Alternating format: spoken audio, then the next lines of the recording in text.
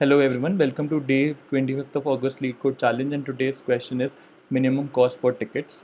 I hope you have gone through this question, and let me just explain the question to you using the example that has been mentioned here.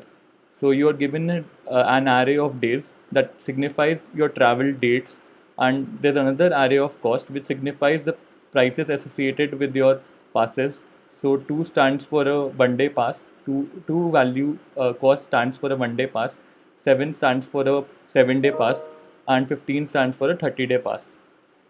If the person has to travel on these days, at max, at minimum, he has to spend $11 to make his travel possible using this cost configuration. The question also mentions that you need to find the minimum number of dollars that you need to spend to travel on the given days in the list. As soon as you read about the word minimum here, think of something in the lines of greedy approach. So always minimum and maximum leads to a comparison kind of an equation that will help you derive your answer. Let's understand how he equated 11 in this as an answer. For example, here's one way to buy passes that lets you plan your travel. On day one, you bought this uh, day one pass, and you completed this travel. Day one is completed. On day three, you uh, purchased another pass. So on day three is six. You purchased another pass for a 7-day travel, and this got so that you can travel for further dates 6, 7, and 8. And at day 20, you purchase another 2-day pass. So it comes like one 2-day, two 2-day passes, 1-day passes, and one 7-day pass.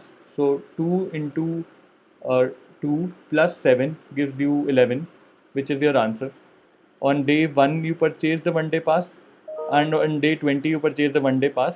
On the rest of days, the 7-day pass worked for you. Let's understand the trick of the question now. This is the same example that has been quoted in the question. The same days of travel and the same pass cost configuration. 2 rupees for 1-day pass, 7 rupees for 7-day pass, and 15 rupees for 30-day pass. So I created a DP equation using the for calculating the minimum cost. So there are three comparisons that you need to make.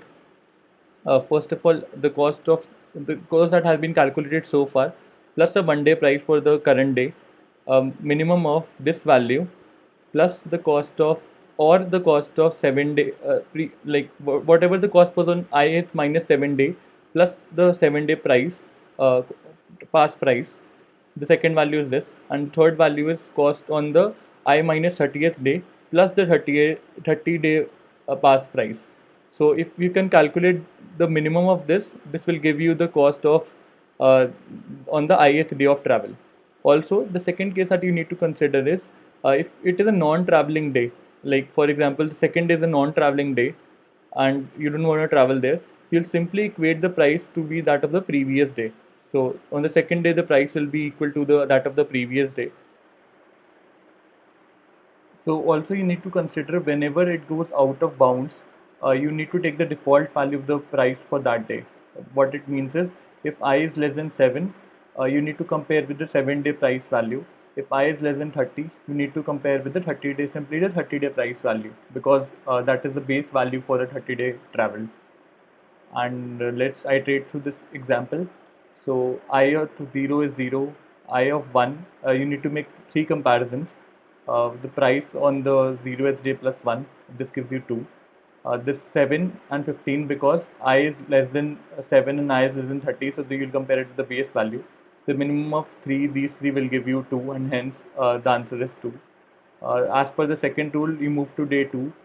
It is a non-traveling day, simply you added 2 there. So moving on to the fourth day, in all these days I have made on all the traveling days I have made a comparison that you need to make. So the first one is the value of the previous day plus 2, which is 4. It's less than 7, so you'll use the base value, which is 7, and again 15.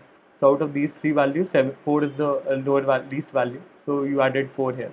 5 is a non-traveling day, copied the value from the previous day as per rule to 4. Then comes 6. 6 again using this comparison, 4 plus 2, previous day plus 1-day pass is 6. Low 7-day price because I is less than 7. and I is less than 32, so you will use 15 here. The lowest value here is 6. You assigned the value 6 here. Moved ahead. 6 plus 2 is 8. 7. The second, now comes the interesting case where you get 7 because I is greater than equal to 7, and you use this equation and calculated it. So 8 out of 8, 7 and 15, the least value is 7. You updated the 7-day total cost to 7. Moved to the day 8, made a comparison 7 plus 2, 7 plus 2 again, and 15. So the least value out of these three possible values is 9, and you updated the eighth day travel cost, total sum of the eighth day travel cost to 9. Moved ahead, these are non-traveling days, and hence copied it from the previous value. So 999 all 9. Then comes the 20th day. You again make this comparison. So 9 plus 2 is 11. 9 plus 7. Why did I added 9 here? Because you went to the I minus 7th day, which is 13. So 13th value plus 7-day past travel cost is 7. So 7 plus 9 is 16, and the last is 15 because I is less than 30. So out of 15, 16 and 11, the least value is 11, and hence we updated this value to 11. If somebody asks you to return the total travel cost, you will simply return the DP value of the last day travel cost, the value that you have stored there. So let's code it up.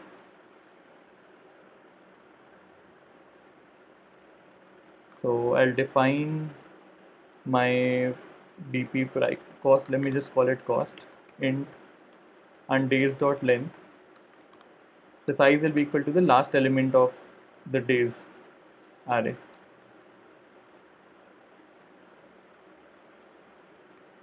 Minus 1 plus 1. Okay. So let me just iterate through the array, and I'll start from the first day till the last day. Cost dot length, I is less than cost dot length, I plus plus. Also, I need to maintain a set of values which will help me identify the travel dates. So this is a set, new hash set.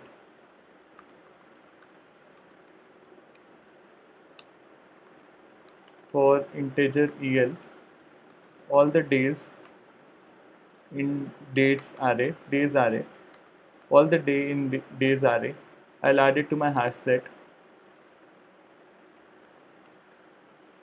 and I'll use this information to identify whether it's a traveling day or a non-traveling day.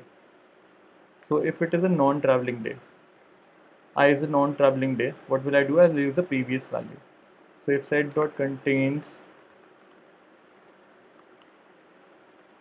I, if it doesn't contain I, then cost of I equals to cost of I minus 1 as per the rule 2. So by rule 2 we are done here. Rule 2 completed. Let's talk about rule 1. Integer price using one day pass, price using one daily pass equals to cost of I minus 1 plus, so I think I'll be conflicting the names there, so I should update this to travel cost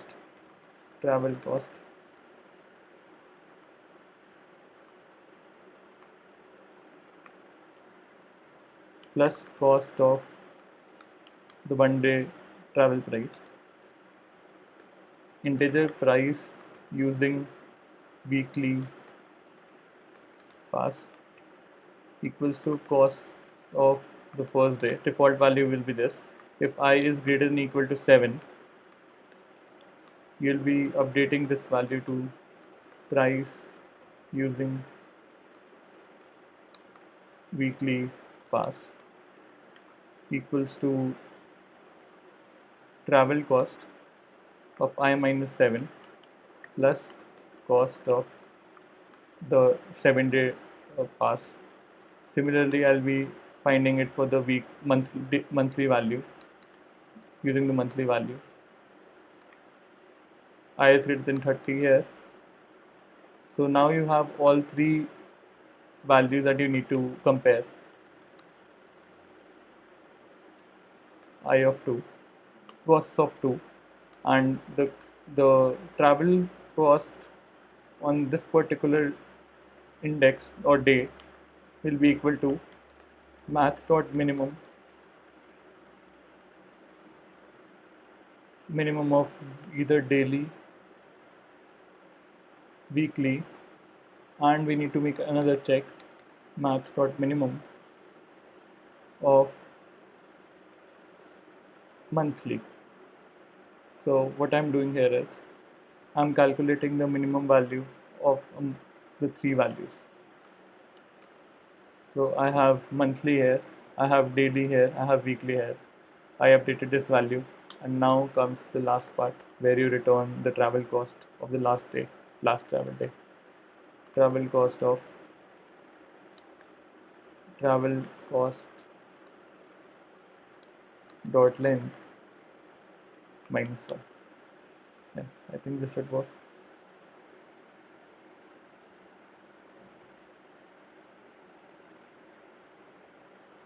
Sorry for the error.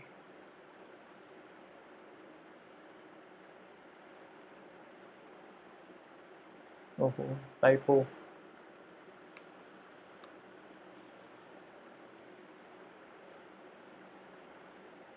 11. Let me just submit this code. Accepted. Thanks for watching the video, and if you have any doubts with respect to the logic that I proposed, please feel free to get in touch.